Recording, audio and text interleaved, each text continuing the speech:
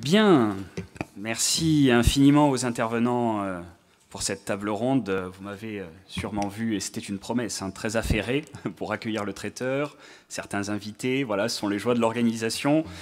J'ai donc pas pu assister entièrement et vous prie de m'excuser à cette table ronde, mais naturellement, je ne manquerai pas de revoir vos interventions dès que la vidéo sera disponible. Et normalement, je le dis, elle sera disponible dès demain matin. Voilà, donc nous pouvons désormais dérouler le programme.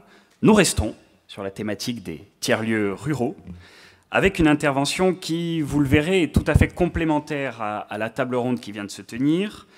Et pour ce faire, nous avons effectivement le plaisir d'accueillir Patrick Lévy-Weitz. Merci, cher Patrick, d'avoir répondu à notre invitation. Vous êtes un entrepreneur, vous êtes président aussi de la Fondation Travailler Autrement, mais je dirais que vous êtes un entrepreneur qui est passionné par la chose publique, son esprit, son fonctionnement, son service aussi.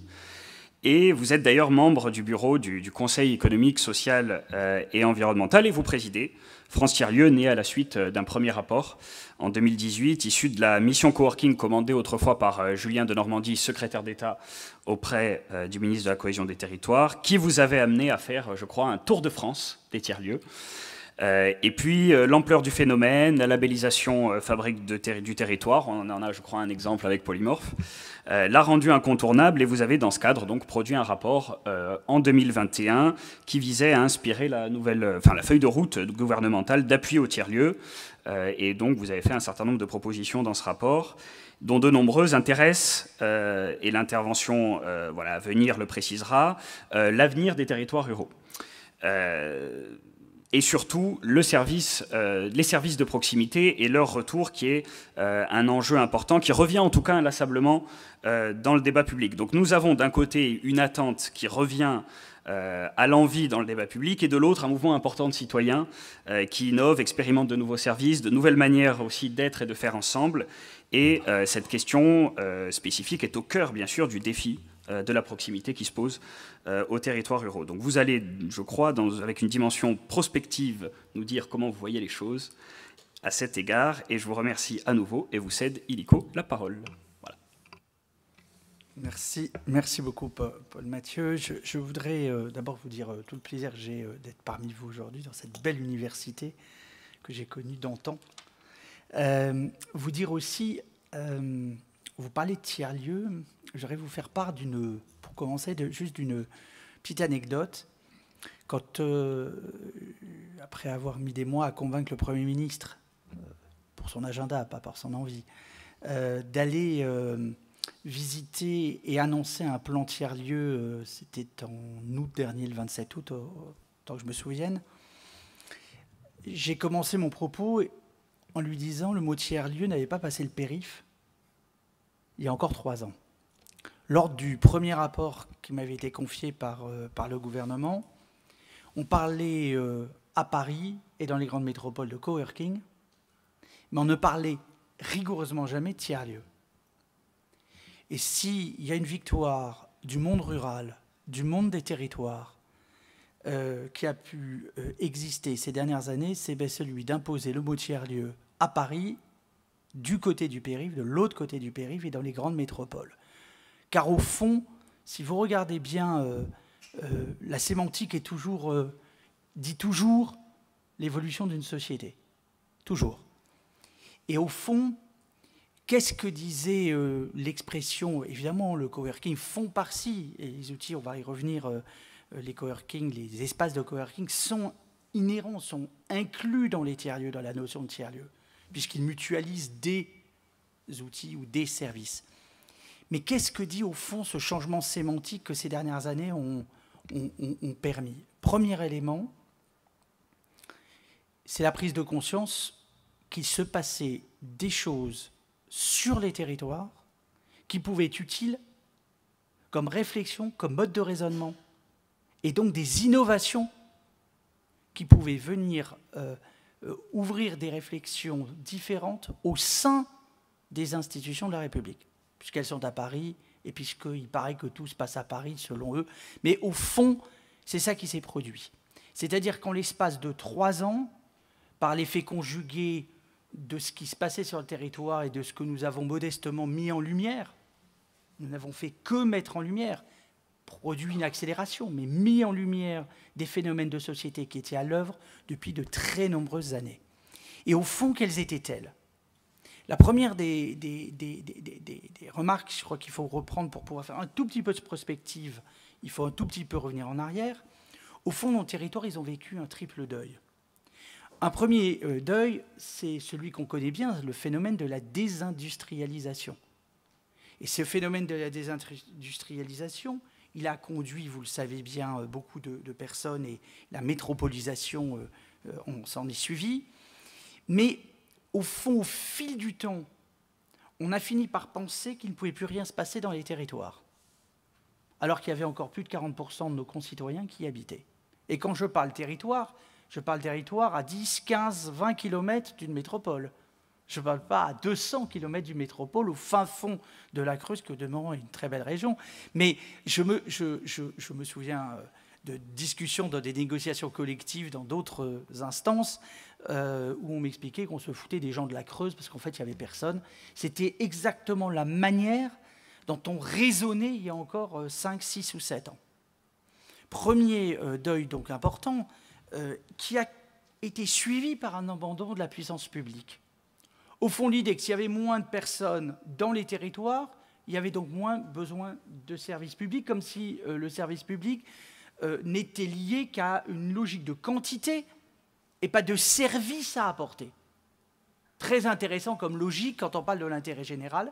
Et c'est ce que pendant 30 ans, 25 ans, nous avons vécu dans notre pays. Enfin, troisième grande, qui est beaucoup moins citée classiquement, c'est que grand abandon, c'est l'abandon, au fond, par comparaison. Quand sont émergées les chaînes d'infos permanentes et que les start-up, la première vague dont on parlait de numérique, vous vous souvenez, la première bulle numérique, c'est en 2000. Au fond, les métropoles, puisque les start-up naissaient dans les métropoles, par l'effet des médias classiques, mais aussi des médias nouveaux qui apparaissaient et qui étaient quotidiens, d'information, envoyaient le message au territoire qu'il se passait, au fond, des choses qui pourraient être formidables pour le développement de l'avenir du pays, en leur envoyant le fait que ça n'était pas possible de le faire chez eux, puisqu'il n'y avait pas les infrastructures numériques. Et donc, au fond, ils venaient de voir, les territoires venaient de voir la désindustrialisation, l'abandon par la puissance publique et la capacité de retrouver de l'énergie, mais pas chez eux. De retrouver du développement économique, mais ce n'est pas pour vous. C'était comme si le message qu'on avait envoyé au territoire, vous voyez, ce qui se développe pour le futur, vous restez dans les territoires. Alors, c'est l'Alsacien qui parle, donc vous comprenez que je suis très attaché au territoire. Et ce phénomène-là a conduit inexorablement à une déprime collective dans les territoires. Et pour cause. Et pour cause. Et que s'est-il passé ces 5 dernières années? Parce que c'est ça qu'il faut regarder avec beaucoup d'ambition et beaucoup de conviction, et peut-être d'ailleurs probablement de confiance pour le futur, que les tiers-lieux appellent au demeurant à regarder. Tout simplement que les infrastructures numériques ont débarqué dans les territoires. Ah, diable, quand les infrastructures sont là, c'est bizarre, les hommes et les femmes des territoires, ils ne sont pas plus bêtes que ceux qui sont dans la métropole. Diable. Tout d'un coup, l'arrivée des infrastructures numériques, dont je considère, moi, personnellement, qu'elles sont aussi importantes qu'au moment de la naissance de l'électricité ou de l'écriture, je le dis avec beaucoup de sérieux, elles irriguent absolument toute notre vie, elles apportent des voies nouvelles et elles permettent l'hybridation d'activités qui n'existaient pas. Elles permettent de le faire à distance, elles permettent d'être éloignées, elles permettent de communiquer, de travailler différemment, de vivre différemment, de recréer de la valeur d'hyperproximité en hyperproximité. On avait juste oublié qu'il fallait peut-être commencer par là. L'accélération, je le dis, ces 4-5 dernières années, et je sais que beaucoup de critiques sont souvent apportées à l'État. Moi qui suis un citoyen engagé, je les ai vus faire. la pression mise pour que les infrastructures numériques aillent dans les territoires, et maintenant, la fibre arrivant partout dans les territoires. En 2024, nous serons le pays d'Europe le plus en capacité d'utiliser ces infrastructures modernes et innovantes. Autrement dit, pendant tout ce temps, on a eu une partie des populations et des citoyens qui ont déprimé, et une autre qui a cherché à trouver des solutions. Et c'est comme ça que sont nés les tiers-lieux. Je me souviens de cet déplacement dans la plus petite ville, la ville la plus pauvre de Gironde, Sainte-Foy-la-Grande, petite ville où, comme dans beaucoup de villes moyennes, mais là en l'occurrence c'est 2000 personnes, 3000 personnes, où les rideaux étaient fermés, 2 commerces sur 3 étaient fermés, il n'y avait rien, c'était il y a 3 ans, hein. Et tout d'un coup, on entrait dans une rue et il y avait une ruche. Une ruche. 100, 150 personnes en permanence en train d'innover, de faire des choses ensemble. Tiers-lieu magnifique, cœur de Bastide. Incroyable lieu de vie collective et de dynamique, de confiance dans une ville qui était vraiment à l'abandon. Avec à l'intérieur de ce tiers-lieu la bibliothèque de livres neufs, les quelques livres sur lesquels les citoyens s'étaient cotisés pour racheter quand le libraire était fermé, pour que le livre reste dans cette petite ville. Puis un café numérique, une femme africaine qui avait fait un commerce de fringues, puis la librairie, je voulais dire, la bibliothèque à côté, puis au-dessus, des femmes qui apprenaient et qui faisaient les devoirs des gosses, tout d'un coup un lieu qui vivait. Et quelle était l'expression des citoyens? Nous ne voulons pas mourir. Et tout d'un coup sont nés petit à petit dans les territoires des lieux qui hybridaient les activités économiques, sociales, environnementales, ont créé des espaces de vie, ont créé des espaces mutualisés et ont redonné naissance à de l'activité et du lien social. Je dis toujours les deux parce que le tiers-lieu, il porte en lui le germe à la fois de l'économique, à la fois du social et à la fois de la question environnementale. Au fond, il est le réceptacle des transformations qui sont à l'œuvre dans notre société. Je viens de parler du numérique. On pourrait parler évidemment de la révolution du travail. Pour une partie de la population seulement, une partie ne peut pas y accéder par la nature d'activité, ce qui constituera la fracture de demain entre ceux qui peuvent travailler à distance et ceux qui ne le peuvent pas, ceux qui peuvent être chez eux et ceux qui ne le peuvent pas. Mais néanmoins, cette révolution du travail est emportée par la révolution digitale que vous connaissez. Et notamment, elle permet de recréer, c'est le sens du programme Manufacture Proximité que nous avons proposé, que j'ai proposé au gouvernement pendant la crise du Covid, qui a fait l'objet d'un programme où nous avons labellisé Poste Fabrique des Territoires et Fabrique Numérique des Territoires, programme de 2020.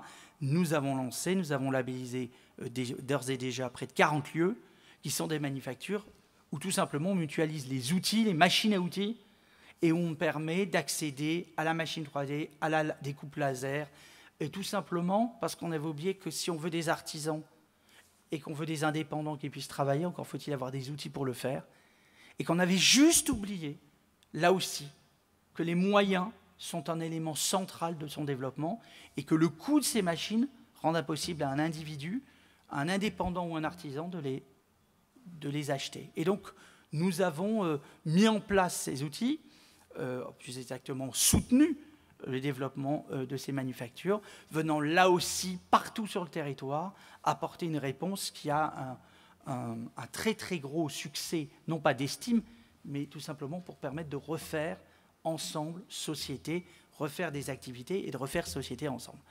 Donc ces 3 révolutions que sont le numérique, le travail et la transition écologique, qui appellent à la proximité, conduisent naturellement à la naissance de lieux, d'espaces, de projets qui trouvent langue dans les territoires, parce qu'évidemment, pour la transition écologique, tout le monde le comprend bien, si on reste 2 jours, on travaille 2 jours à distance, on économise de façon spectaculaire l'émission de CO2.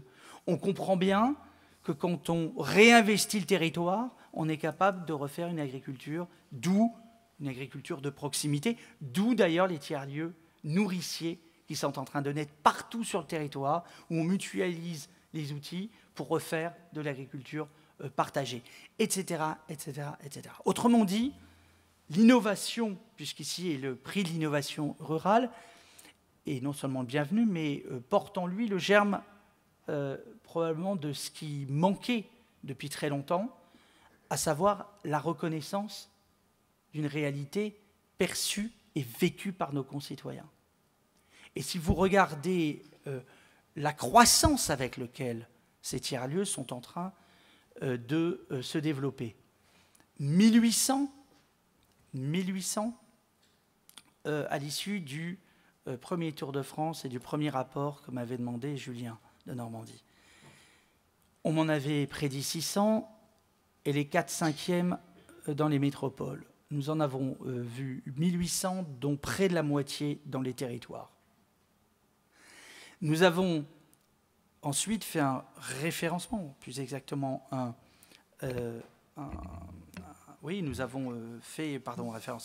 recensement auprès de 900 tiers-lieux en 2020, qui a produit le rapport que je vous invite à aller voir sur le site de France Tiers-Lieux, qui est formidable d'expériences partagées qui sont mises en lumière.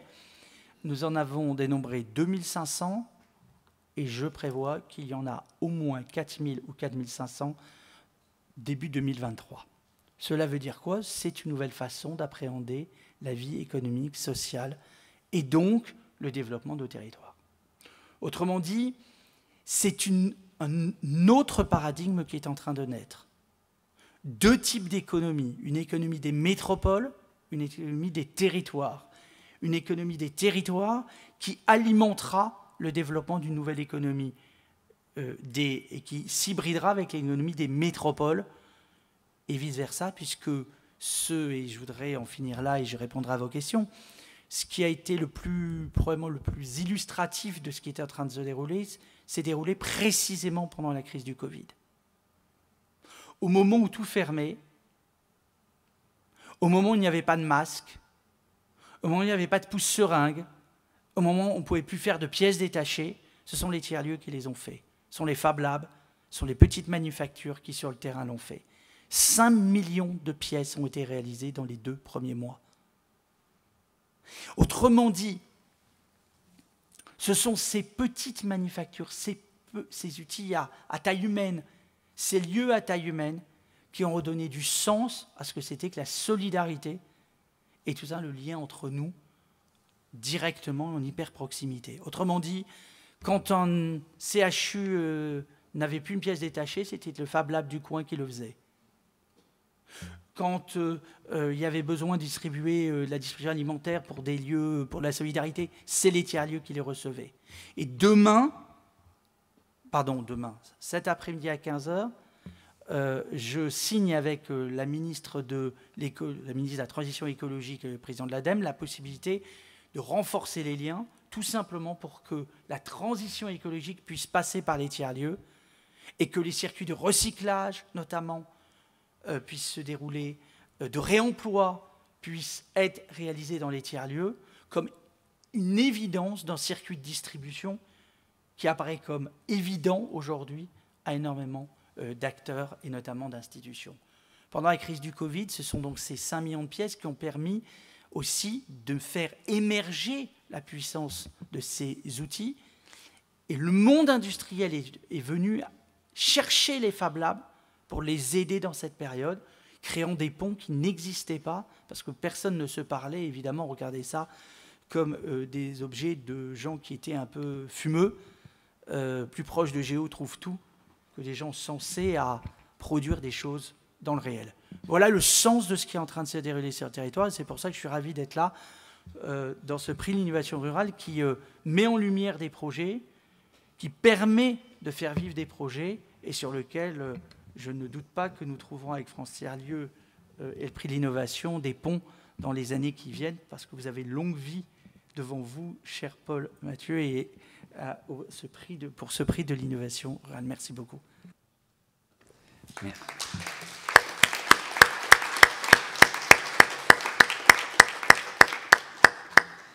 Merci beaucoup Patrick pour cette analyse, cette mise en perspective avec aussi voilà, une dimension prospective avec des données effectivement qui étaient issues du rapport France Tiers-Lieux. On va peut-être passer à quelques questions comme suggéré. Est-ce qu'il y en a aussi bien dans la salle que... Alors ça vaut pour la salle comme pour le Teams. Hein, voilà, Eric Creusel qui, vice-président de la MRF, participait à la table ronde tout à l'heure. Voilà, s'il y a des volontaires. Ah oui, Monsieur Vallès. Merci. J'ai une question. Le terme de tiers-lieu est complexe et à beaucoup de gens il ne parle pas. Il peut être associé à une notion un peu techno.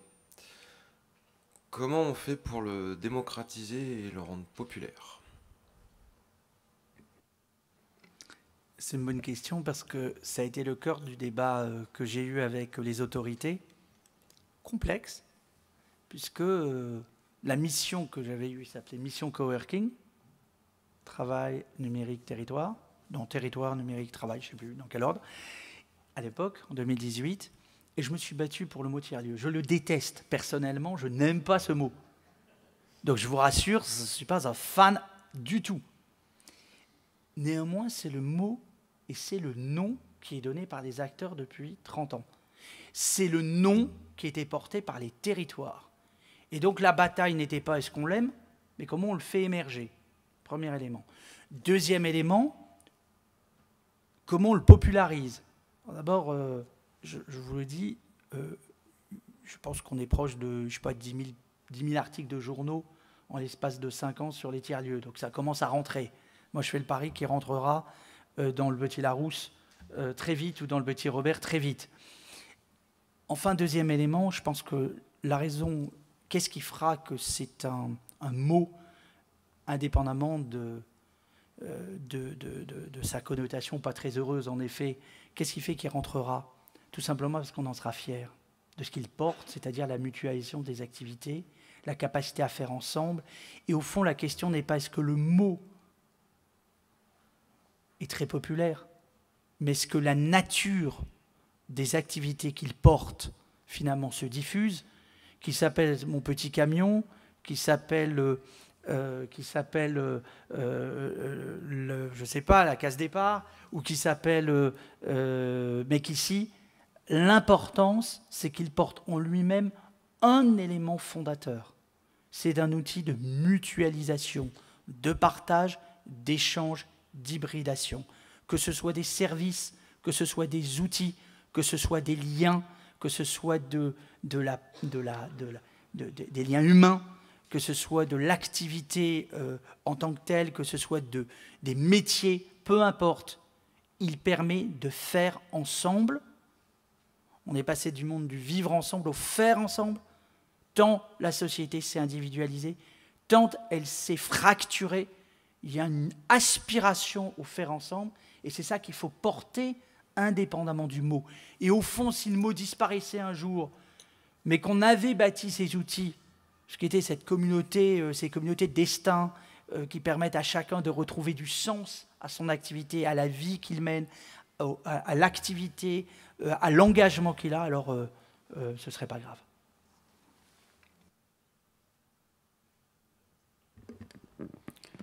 Merci.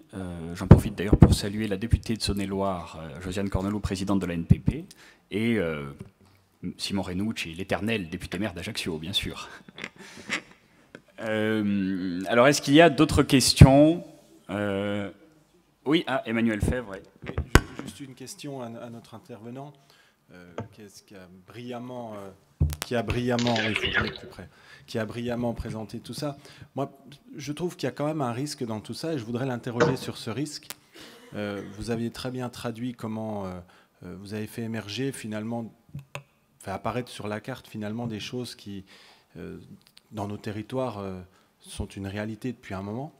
Il y a besoin d'accompagner tout ça, mais il y a un risque quand même, c'est que la puissance publique, et principalement l'État, soit tenté de le suradministrer, de le singer, peut-être de le dévoyer un petit peu, Et à la fois, on a besoin de la puissance publique pour accompagner fortement et puis arroser finalement les petites graines. Donc comment vous voyez ça, vous? Bon, je suis assez iconoclaste sur le sujet. D'abord, je pense qu'il y a deux risques. Le premier des risques, c'est que quand la puissance publique, qu'elle soit étatique ou territoriale, met de l'argent public dans des lieux, c'est qu'il n'y ait pas de contrôle. Parce que les élus, l'exécutif et les élus sur le territoire, monsieur le maire le sait bien, est comptable des deniers publics de rendre des comptes. Donc premier élément, et je prends exprès à l'envers, premier sujet, c'est que c'est tout un sujet qu'on a eu mis du temps, on a eu de gros débats avec les tiers-lieux. Si vous voulez de l'argent public, il faut accepter un échange, un partage, une confrontation. De l'autre côté, et c'est tout le travail qu'on a mené depuis 3 ans et demi, moi je le dis avec clarté, pas toujours simple, mais avec une volonté politique très affirmée par Julien Denormandie dès le départ, suivie par Jacqueline Gouraud et suivie très attentivement par le chef de l'État. La tentative d'une politique de co-construction avec les acteurs. Ce sont les acteurs qui ont proposé, c'est l'État qui a disposé et qui a pris les décisions. Ce sont les programmes qui ont été menés, les actions qui ont été menées, les cahiers des charges qui ont été réalisés, l'ont été par les acteurs. Le premier sur les fabriques numériques, quasi totalement. Les manufactures, il n'y a pas eu une virgule changée par l'État sur l'appel à projet à manifestation d'intérêt de l'État. Comment on a fait ça? Et pourquoi c'est essentiel? Tout simplement parce que pour qu'on puisse rencontrer les besoins des gens, il faut commencer par aller chercher quels sont-ils. Et entendre ce besoin-là et adapter la norme et la règle et la modalité d'exécution en fonction de ce que veulent et ce dont ont besoin les acteurs. Tout à l'heure, j'entendais, je crois que c'est vous, monsieur le maire, qui parliez de la mutualisation, de la capitalisation, de la capacité à regarder ce qui marche et ce qui ne marche pas. Je ne sais plus lequel d'entre vous a dit ça. C'est tout à fait central. Autrement dit, il y a cette capacité à capitaliser ce qui marche et ce qui ne marche pas. Quelles sont les bonnes pratiques et les mauvaises pratiques. Et donc ça, c'est l'exigence qu'il y a du côté des acteurs, côté de l'État, mais c'est vrai dans un certain nombre de collectivités territoriales. Moi, j'ai un nombre de, je le dis, l'État a tendance à vouloir tout régenter, et donc le programme, on l'a construit comme tel. Je peux même vous annoncer un élément qui est en train de se construire, c'est que nous avons décidé de créer un groupement d'intérêt public dans lequel les acteurs seront présents, plutôt que ce soit à l'ANCT uniquement. Et il y aura donc les acteurs, le groupement d'intérêt public et l'État. Tout ça pour co-construire quelque chose. Donc, c'est une vigilance des deux côtés que d'accepter le rôle de chacun. Et ceux qui auront lu et qui liront voudront bien aller regarder et revoir ce que je dis en 2018. Une des conditions absolues, centrales, quand la collectivité locale ou quand l'État intervient, et en général les collectivités, il faut construire autant que faire se peut des gouvernances partagées, notamment avec les collectivités locales. Pourquoi? Parce que quand vous mettez une gouvernance partagée, il faut confronter. Et gouvernance partagée, il y a le mot partage et le mot gouvernance. Et que c'est la rencontre de ces institutions qui ont leur fonctionnement et qui font système dans notre pays. L'idée qu'il n'y ait plus un État ou qu'il n'y ait plus une collectivité qui fixe des orientations, ça s'appelle l'anarchie. Et donc, quel que soit le mode, ce sont des cultures différentes. Et si on veut réussir à en faire quelque chose, il faut apprendre à se parler, il faut apprendre à construire, il faut comprendre les problématiques des uns et des autres, mais il faut surtout, évidemment, laisser les acteurs agir une fois qu'on a fixé les principes, parce que c'est eux qui savent et c'est eux qui peuvent apporter cette énergie au quotidien. Et donc, c'est un enjeu, ces risques sont très présents, mais je crois que reconnus par à peu près tous, depuis qu'on a lancé le processus en 2018, jamais l'État n'est intervenu sur le comment, toujours sur la définition du quoi, et puis quand, une fois de temps en temps, ça peut arriver, on tape un peu sur les doigts et puis on monte un peu l'écrou et en général ça se passe avec beaucoup de plaisir. Mais je dois dire que la NCT a beaucoup travaillé sur ces modes opératoires, vous le savez, dans les territoires, avec les programmes Petite Île de Main, les cœurs de ville et autres territoires d'industrie. On sait que la pratique est en train de changer, c'est complexe, c'est difficile, mais ce sont des cultures différentes et c'est ça qu'il faut arriver à changer. Moi je suis très optimiste au demeurant, parce que si ça ne passe pas comme ça, c'est refusé. Aujourd'hui, les gens, les citoyens, quand ils s'engagent, ils veulent être acteurs, ils ne veulent pas être consommateurs de ce qu'on leur dit de faire. Ils veulent partager, et en général, ça se passe très bien. Merci beaucoup, Patrick. Éric Reuzel, oui, vice-président de la MRF, a une question, je crois. Alors, on est sur le Teams, oui. Le micro est ouvert, il me semble. Oui, bonjour. C'est plus un rebond, ce que vous avez appelé l'hybridation. On pourrait l'appeler peut-être la transversalité, c'est-à-dire qu'on prend une question sur un territoire, il y a une proposition, et en fait, les tiers-lieux permettent de bouger les cloisons, on va dire, entre ce que disait Bonnie tout à l'heure sur le fait de travailler avec le milieu scolaire, de voir avec les élus, etc. Donc il y a une transversalité locale qui se met en place et qui effectivement donc, nécessite à la fois gouvernance partagée et donc je pense effectivement c'est ce qui est très important et c'est ce qui apporte les solutions. À partir du moment où on territorialise une solution et donc ça ne veut pas dire qu'on ne regarde pas l'extérieur, on regarde ce qui se fait à l'autre bout de la France ou du monde, mais ça n'empêche pas de prendre la question localement. Donc la question de la transversalité est très importante. Et je pense qu'un blocage, peut-être pour ajouter, je ne sais pas ce que vous en pensez, mais il y a la question d'avoir toujours mis les politiques publiques au prorata du nombre d'habitants. Et ce qui fait qu'une commune, donc il y a un certain nombre de villages, dont le mien, qui a autant d'hectares que d'habitants, de forêts, qu'il faut entretenir, et donc, et par contre, qui touche de la DGF au nombre d'habitants, qui ne suffit pas du tout pour faire ça. Et en fait, au bout du compte, les politiques publiques avaient vraiment proratisé au nombre d'habitants, et le tiers-lieu sort de cette question avec des appels à projets et voilà, une autre façon de faire. Et donc, du coup, c'est aussi pour ça que la réussite en milieu rural est importante. Oui, je partage évidemment ce que vous dites. Je pense que quand on parle d'hybridation, vous avez raison, c'est la transversalité. C'est d'ailleurs ce qui est le grand challenge pour les collectivités territoriales. Je le dis notamment pour les régions ou pour les départements, mais c'est vrai pour les intercos, c'est que le tiers-lieu, il est transversal à beaucoup de politiques publiques. Et il peut résoudre beaucoup de difficultés précisément parce que c'est transversal. Et nos grandes collectivités, comme l'État, absolument comme l'État, ont du mal à transversaliser parce qu'il y a les politiques publiques classiques, quelles qu'elles ont existé, étaient thématisées. En France, on met tout dans des boîtes, on met les gens dans des boîtes, on met les outils on met tout dans les cases. Et en fait, la réalité, c'est que la vie, elle est différente.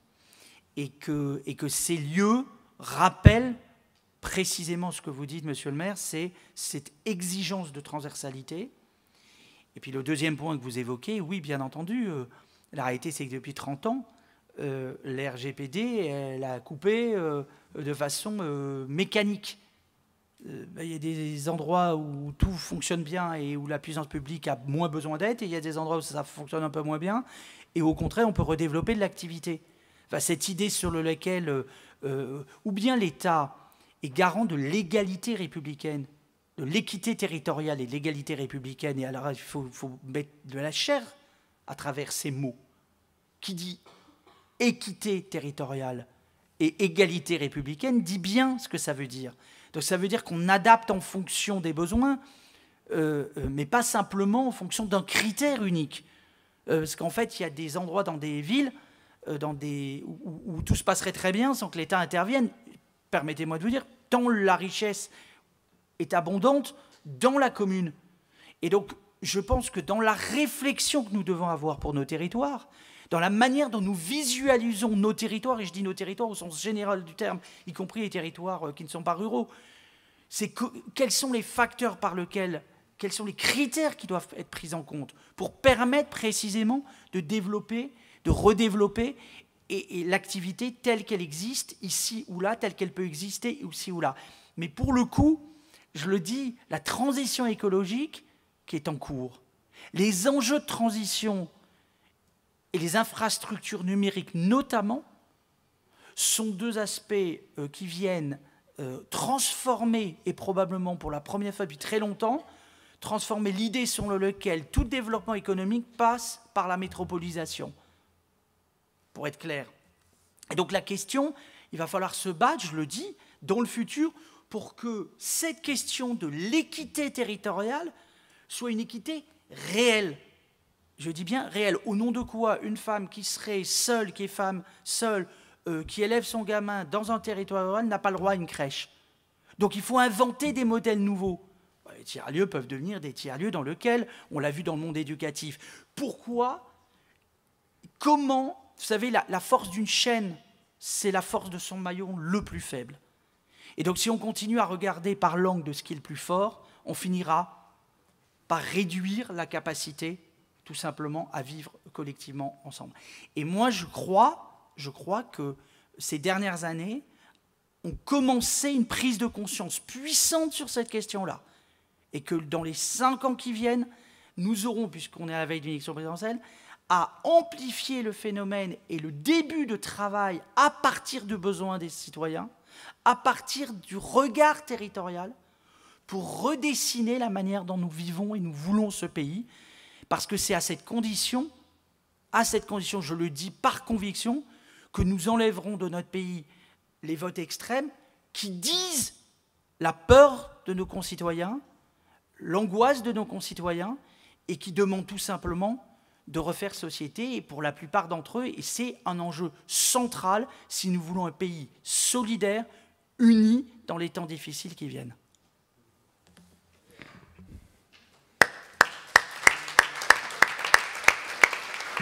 Merci beaucoup, Patrick Lévy-Veit. Voilà, je crois que la séquence, malheureusement, pour l'horaire, même si je ne sais pas si on prend la question de Madame Cornelot, de Madame la députée, oui, on peut prendre, si, voilà, bien sûr, avant d'aller se restaurer, hein, quand même. Voilà. Je vous en prie, Madame la députée. Ah oui, vous avez voilà, c'est bon. Merci de me donner la parole en fin de cette session de travail concernant les tiers-lieux. Alors moi, je suis tout à fait favorable, bien évidemment, aux tiers-lieux. Et je voulais vous interroger. Aujourd'hui, nous avons un développement du télétravail très important. Nous l'avons vu, celui-ci a été accéléré pendant la période Covid. Aujourd'hui, énormément de salariés, même si la crise Covid, et je le pense et je l'espère, derrière nous, souhaitent continuer à télétravailler. Nous avons énormément d'urbains qui souhaitent venir en milieu rural, qui souhaitent s'installer définitivement en milieu rural. On a vu des changements de comportement importants et qui souhaitent pouvoir télétravailler en milieu rural. Or, nous avons vu les limites du télétravail à domicile, en termes d'équipement, en termes de connexion, mais également en termes d'isolement. Une difficulté aussi à trouver un juste équilibre entre le temps professionnel et le temps personnel. Et nous avions une conférence à l'Assemblée nationale qui était extrêmement intéressante avec un neurologue qui nous expliquait que pendant cette période de crise sanitaire, le rythme du sommeil a été complètement perturbé, les télétravailleurs étant plus enclins à rester avec leur famille en journée et travaillant plutôt le soir, voire à une heure avancée de la nuit, ce qui évidemment provoque une perturbation du rythme du sommeil et induit des états dépressifs, des états anxieux, etc. Ne pensez-vous pas que demain, le tiers-lieu serait un lieu particulièrement choisi pour que nos concitoyens puissent venir télétravailler, ce qui permettrait effectivement de retrouver un environnement social, ce qui permettrait aussi de proposer des conditions de télétravail beaucoup plus favorables qu'à domicile et qui permettrait de résoudre également cet équilibre tant personnel, tant professionnel. Alors, Madame la députée, vous avez évidemment raison. La crise Covid, elle a... D'abord, je prends 2 minutes, mais j'avais écrit il y a quelques années que nous étions dans les grandes métropoles des hamsters qui tournaient dans la cage. Mais en fait, le problème, c'est que la cage, elle ne s'arrêtait jamais de tourner. On ne s'arrêtait jamais. Et au fond, le Covid a provoqué quelque chose de très singulier, c'est que nous nous sommes arrêtés.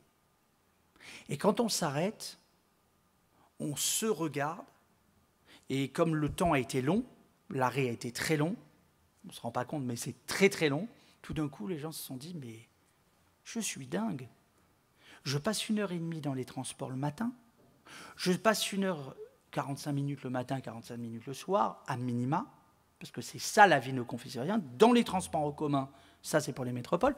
Dans la voiture, pour ceux qui sont territoriaux, parce qu'on oublie toujours qu'en territoriaux, il n'y a pas les transports en commun. On a fini par l'entendre ces dernières années. Et donc, les personnes se sont dit, mais évidemment, ça ne fait pas de sens. Ça n'a aucun sens. Ça impacte ma vie. Donc, premier élément, le premier phénomène, c'est que tous ceux qui ont télétravaillé, et moi je dis toujours pendant le Covid, on n'a pas télétravaillé. On a été confinés. Parce qu'on n'était pas prêts. Quand vous avez les enfants sur les genoux, dans votre appartement ou dans votre petite maison, qui viennent tout le temps, en général, c'est moins les pères, c'est souvent les femmes. Je le dis, messieurs, désolé, mais vous avez l'air d'être plus nombreux dans la salle, mais c'est la réalité. En réalité, on ne télétravaille pas. Donc, premier élément, on a été confinés, on s'est rendu compte que malgré tout, 80% des Français qui avaient télétravaillé, qui avaient été confinés, télétravaillés chez eux dans de mauvaises conditions, voulaient continuer. Ça, c'est le premier constat.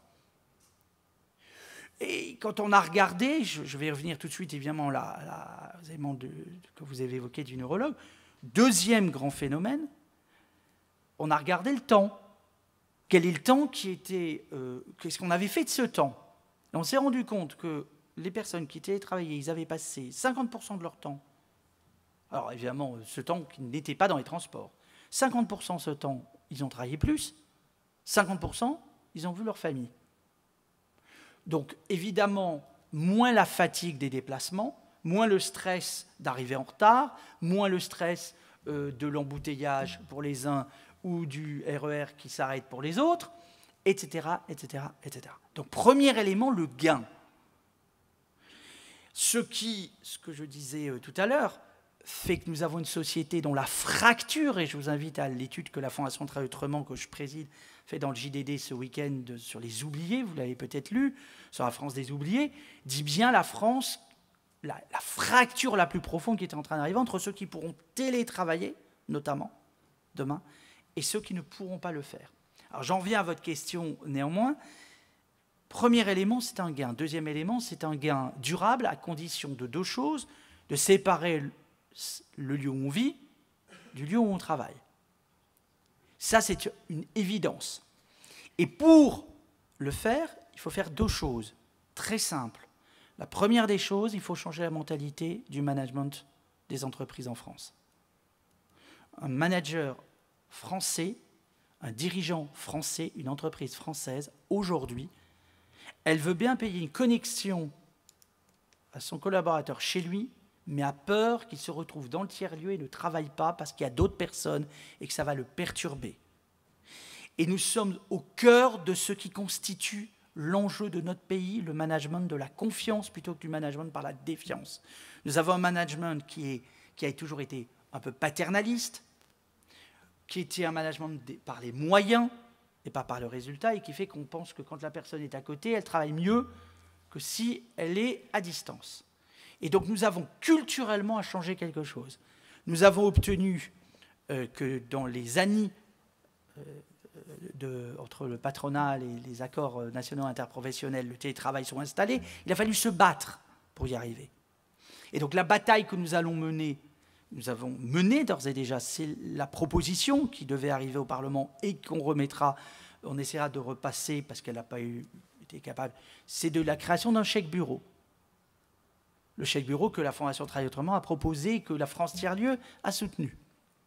Chèque bureau qui permettrait, au même titre qu'on avait un chèque déjeuner, on puisse avoir un chèque bureau. Puisque, en fait, les entreprises réduisent leur surface, c'est en train de se faire, il y a un papier ce matin dans la presse, réduisent que ces moyens soient mis au service des collaborateurs, et donc qu'on puisse créer un nouveau droit qui répond non seulement à l'intérêt de la société, puisque les collaborateurs, restant plus souvent dans les territoires, dépensent dans les territoires, recréent de l'activité économique.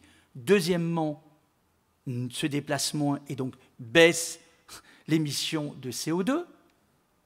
3, se retrouvent dans des lieux communs, refont société et apportent en général du bénévolat, font des activités ensuite sociales dans les territoires. C'est quasi permanent, on voit des gens tout d'un coup se réinvestir dans la vie locale, voient plus leurs gamins, sont donc plus sereins et seront donc moins stressés. Mais à la condition qu'on considère que le travail, c'est mieux de ne pas le faire chez soi, seul, parce qu'on est dans une société qui a beaucoup souffert de la solitude et que si on laisse les personnes chez eux travailler, on aura un problème amplifié de solitude qui est un de nos sujets majeurs de société au XXIe siècle. Merci beaucoup pour cette question et pour cette réponse. Merci encore Patrick Lévy-Weitz de votre intervention. L'échange était très riche. Alors ce matin, nous nous sommes beaucoup nourris, intellectuellement d'ailleurs. Mais pour continuer à le faire cet après-midi, il va falloir désormais se restaurer et donc se nourrir autrement. Mais donc je vous invite tous, en tout cas tous ceux qui sont disponibles, à donc nous rejoindre vers l'entrée de la salle pour qu'on puisse s'acheminer vers la salle de restauration. Voilà, je vous remercie, merci encore Patrick et à très vite.